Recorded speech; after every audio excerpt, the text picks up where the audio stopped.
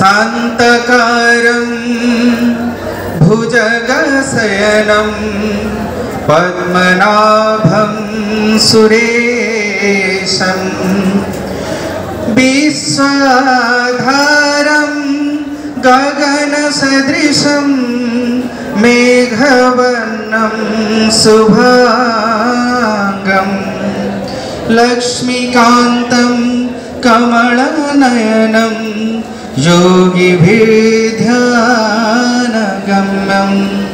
वन्दे विष्णुं भवभयहरं सर्वलोकैकनाथम्। ॐ नमो भगवते वासुदेवाय। ॐ नमो भगवते जगन्नाथाय।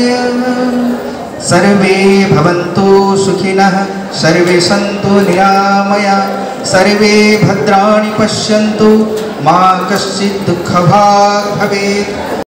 मंडल स्तरीय सम्मानित प्राथमिक शिक्षक सम्मेलनी नयागढ़ जिला ओडगाँ ब्लॉक सम्मानित प्राथमिक शिक्षक संघ द्वारा शिक्षक सम्मेलनी सहित जातीय शिक्षा नीति 2020 उपरे आलोचना चक्र ओडगाँ सरकारी कल्याण मंडप ठारे अनुष्ठित हो जाइछि।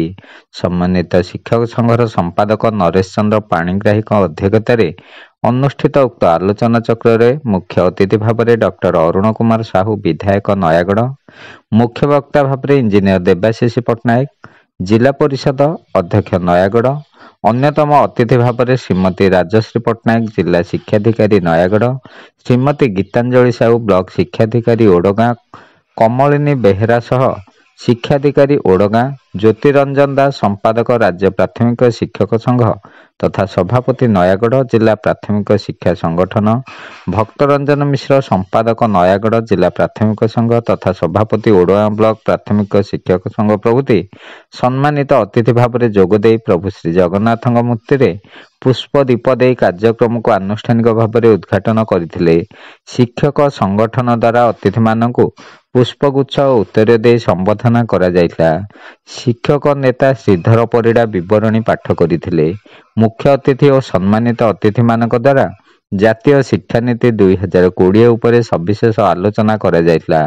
एही कार्यक्रम रे शिक्षा विभाग रो अवसर नैथिबा 4 जन शिक्षयित्री और 15 जन शिक्षकों को सर्वमोट 19 जन को मानपत्र, उत्तरीय और पुष्पगुच्छ दे संबोधना दिया जायतिला। एही कर्मशाला को सर्वश्री रंजन कुमार दास, श्रीधर परिड़ा, परमानंद स्वाई, राजेश कुमार षडंगी, जयकृष्ण प्रधान, सच्चिदानंद दास, जशवंत पट्टनायक प्रभृति परिचालना करथिले। शेषरे भक्तरंजन मिश्र धन्यवाद देवा सहित संगठन स्थायित्व उपरे गुरुत्वारोप करथिले। शिवनारायण दास की रिपोर्ट, खंडपड़ा वार्ता।